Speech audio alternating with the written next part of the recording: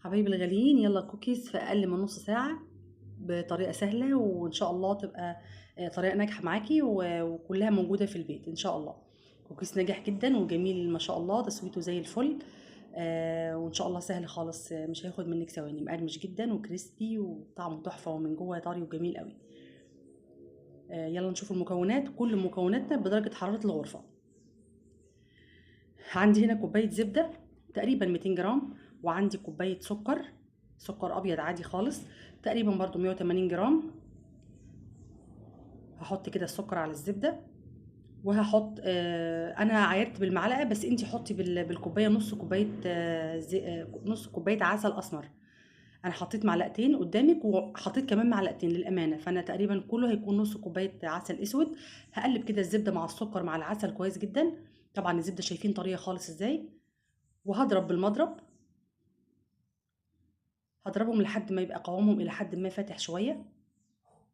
وعندي بيضتين كمان، عدد 2 بيضه، برضو ما يكونوش من التلاجة. وهحط عليهم الفانيلا، بيض يعني على طول فانيلا معاه. وهضرب كل المكونات دي مع بعضها،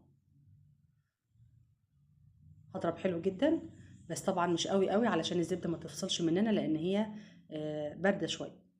هنزل بعد كده بالدقيق اللي هو معيار كوبايتين ومعلقه كبيره كمان، ولو بالجرامات هيبقى 200 و 280 جرام.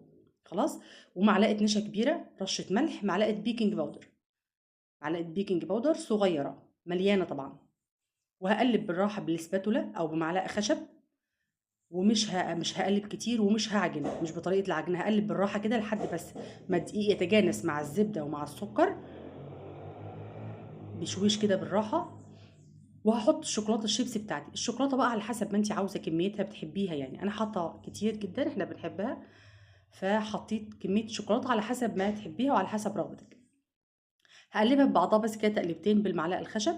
وبعد كده خلاص ما شاء الله عجينه زي الفل، ولا دخلتها تلاجة ولا اي حاجه، وهي كويسه جدا. لو حسيت انها سايحه وعندك الجو حر مثلا، دخليها تلاجة نص ساعه تبقى مظبوطه معاكي. المكونات دي مظبوطه جدا.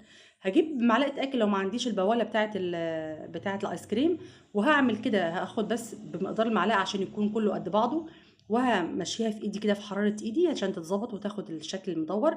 وهحطها كمان تاني في شوكولاته شيبس من على الوش كده، يعني كام وحدايه وللشكل بس وخلاص. واحطها في الصينيه وادخلها. لو انت عايزاها طريه من جوه، طريه قوي من جوه، هحطها جوه التلاجة.